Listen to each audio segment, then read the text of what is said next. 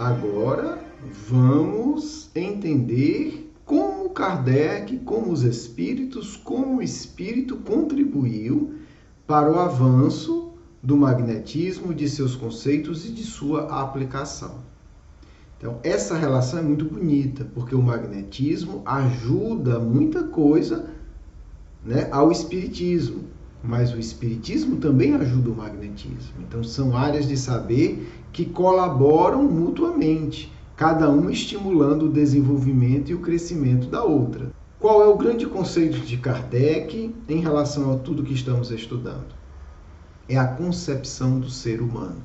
Sempre houve um debate, tanto filosófico, quanto no magnetismo, quanto na medicina, do que era o ser humano. E havia essa contradição, porque se dizia, o ser humano é espírito e é corpo. E aí? Mas como se dá essa relação do ser pensante e do corpo? Como é que isso funciona? Como é que um pensamento que é criado por um ser de natureza muito diferente da do corpo afeta o corpo a tal ponto de termos dores imaginárias, ao ponto do corpo adoecer ou curar-se? Como que se dá essa transmissão? E aí o Espiritismo vem apresentar esse conceito de ser humano, que é espírito, que é um corpo, mas que também tem um perispírito, um corpo espiritual.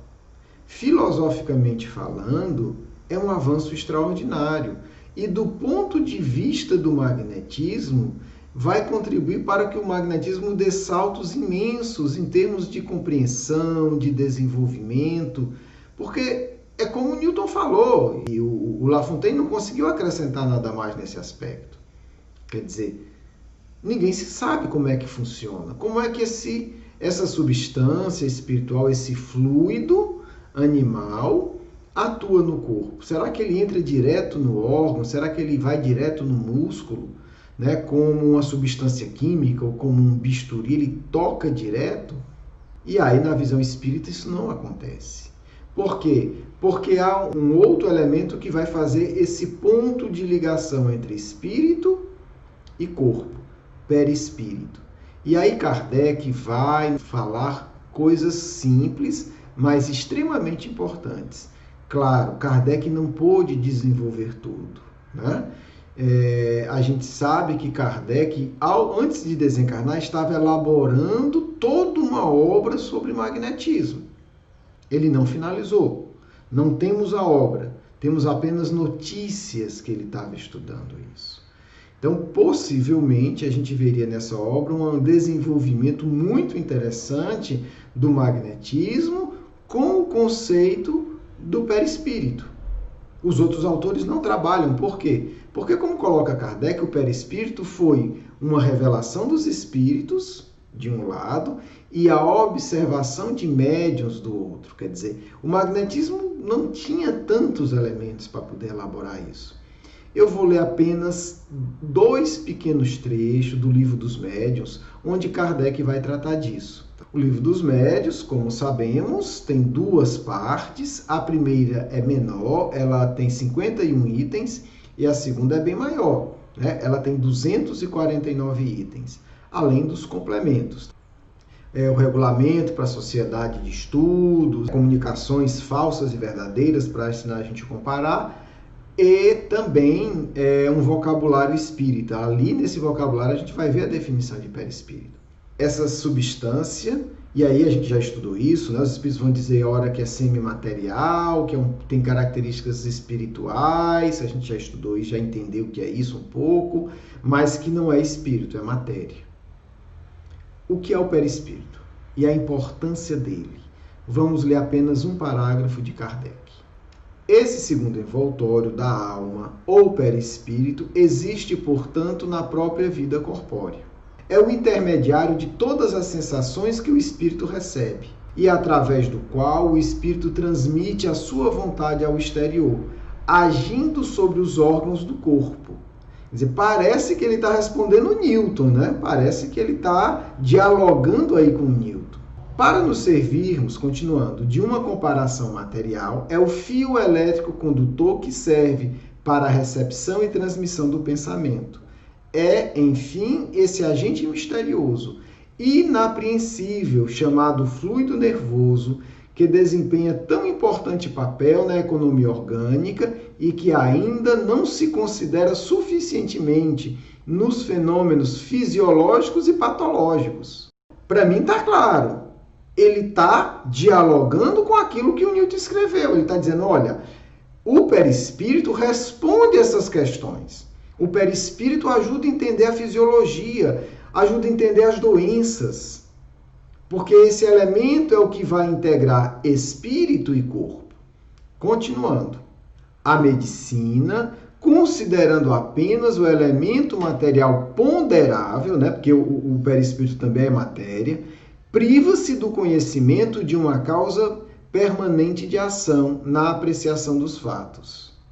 Aí, o bom senso de Kardec conclui com o seguinte, mas não é aqui, ele está no Livro dos Médiuns, o lugar de examinar essa questão, quer dizer, essa questão da medicina, do magnetismo, não vai ser examinada aqui. Lembremos somente que o conhecimento do perispírito é a chave de uma infinidade de problemas até agora inexplicáveis. Então, é interessante, parece que ele está realmente respondendo o texto do Newton. Se é direto ou indiretamente, eu não sei, mas que tá, a gente acabou de ler. E aí ele vai explicar, né, já para concluir essa minha exposição, o seguinte, o perispírito não é uma dessas hipóteses a que se recorre nas ciências para a explicação de um fato. Sua existência não foi somente revelada pelos espíritos, pois resulta também de observações, como teremos ocasiões de demonstrar.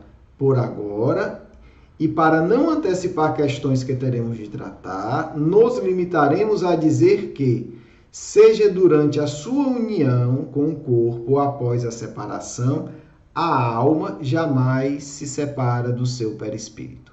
Aqui está a contribuição objetiva de Kardec, que abre 1000 coisas para o magnetismo, para a medicina, para o funcionamento dos órgãos e para uma compreensão espiritual mais profunda. Por quê? Porque se ficava na dúvida, tá, o indivíduo morre, o corpo morre, ele continua existindo. Mas como é que ele é? Né? Pessoas que não conhecem o Espiritismo sempre perguntam, mas eu vou reconhecer a minha mãe, o meu amigo, o meu filho, o meu vizinho, quando eu encontrá-lo do lado de lá? Como é que eu vou reconhecer se o corpo dele foi enterrado e já está podre, virou pó, virou adubo? O que é que eu vou encontrar do lado de lá? Eu vou olhar para uma luz, para uma chama e vou saber que é ele? Como é que vai ser isso na prática? E aí Kardec vem dizer, olha, o espírito jamais perde o seu perispírito. E esse perispírito pode se apresentar com a forma idêntica do que o indivíduo teve. O perispírito ele resolve um conjunto imenso de questões. Como Kardec vai defender a existência do perispírito? 2 aspectos. Isso é muito importante aqui para o nosso estudo. Primeiro, informação espiritual. Segundo, observação mediúnica.